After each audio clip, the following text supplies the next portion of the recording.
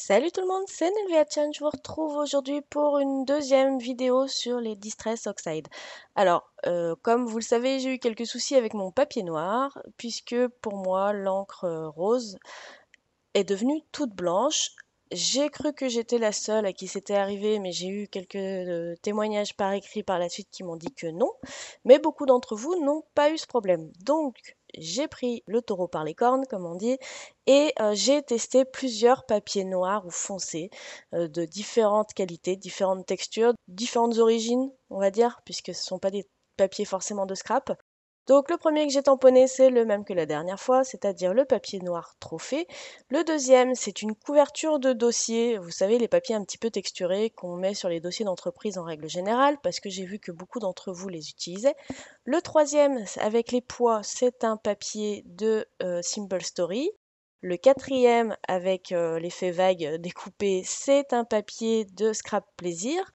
Et le cinquième, c'est un papier marron de Simon Says Stamp.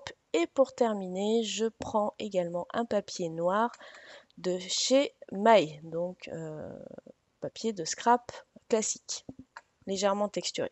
Voilà, donc j'ai fait tous mes tamponnages avec toujours les deux mêmes encres et tout simplement j'ai laissé sécher. Alors je pensais vraiment vous faire juste ce test-là pour approfondir un petit peu le problème, pour voir un petit peu ce qui allait pas.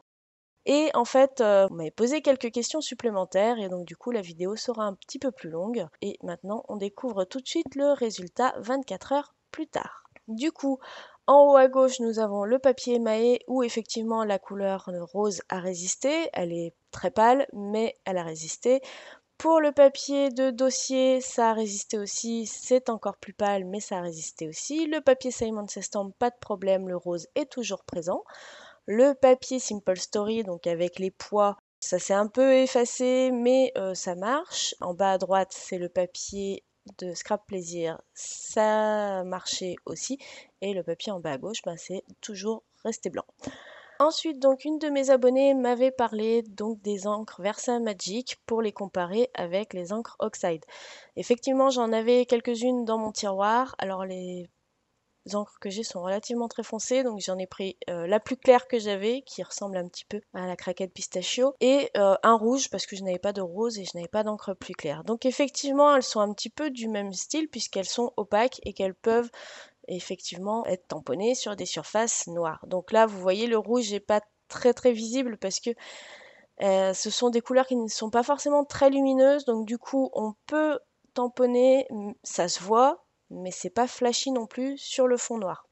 Donc voilà, je teste sur deux différents papiers, sur mon papier trophée noir qui avait un peu foiré avec l'oxide, et sur le papier maille noir. Bon, ça a bien tenu, la couleur n'a pas bougé sur les 24 heures. Cet abonné m'a dit que ça pouvait sûrement se traiter de la même manière. Alors c'est ce que j'ai essayé. Du coup là j'ai pris la rouge et je l'ai diluée avec de l'eau pour voir si je pouvais l'aquareller. Effectivement c'est faisable. Vous verrez par la suite qu'on perd beaucoup en couleur, en intensité de couleur, mais ça reste une mise à couleur qui est tout à fait possible.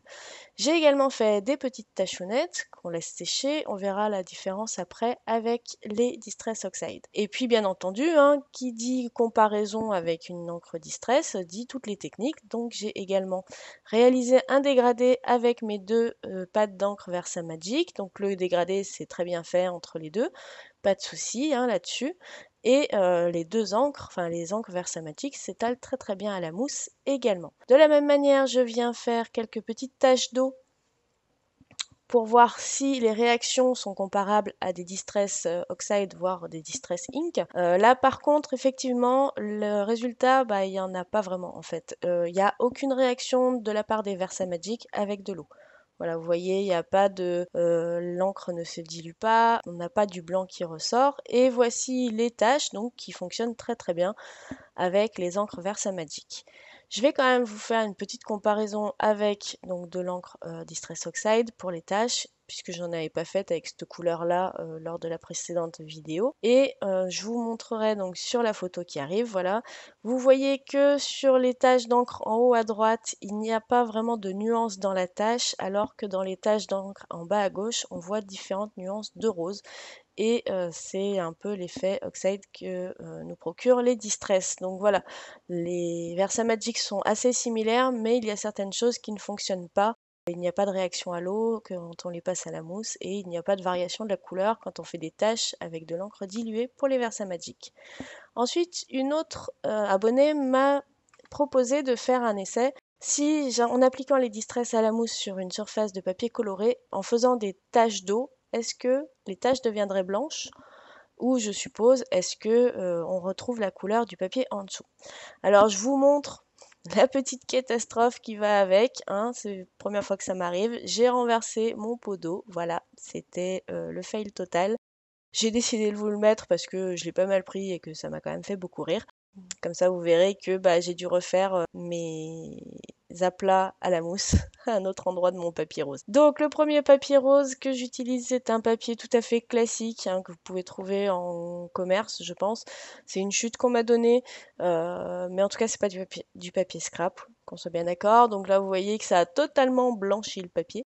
Donc j'ai refait mes aplats à la mousse, comme je vous ai dit. Et là, je viens appliquer des taches d'eau et non pas une inondation complète et totale en renversant le pot. Et effectivement, on voit que là, ça devient tout blanc. Du coup, la leçon avec le papier noir m'a un petit peu servi. J'ai quand même décidé d'utiliser un autre papier pour refaire l'expérience. Donc là, c'est un papier maille rose. Et donc pareil, j'ai appliqué à la mousse mes deux couleurs. Et maintenant, je viens faire des petites taches d'eau pour voir le résultat.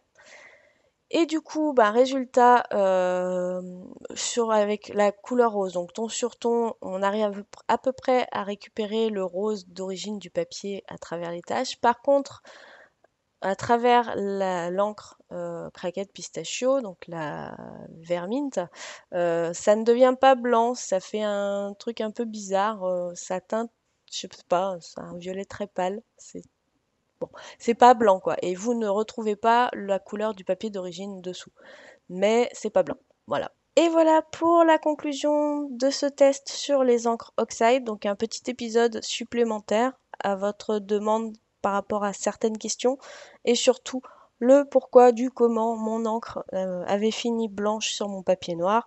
La réponse est que ben, tout dépend du papier que vous utilisez. Si vous utilisez du papier scrap, vous ne devriez pas avoir de soucis. Si vous utilisez du papier plus classique, ou du moins qui n'est pas pour vocation de recevoir des encres, là vous pouvez vous attendre à quelques surprises.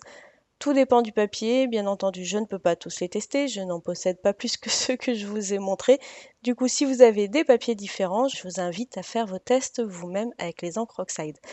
J'espère que les deux petites questions auxquelles j'aurais répondu vous auront apporté des réponses supplémentaires. Que vous m'en voudrez pas trop d'avoir fait donc une deuxième vidéo sur le sujet plutôt qu'une vidéo création pour cette semaine.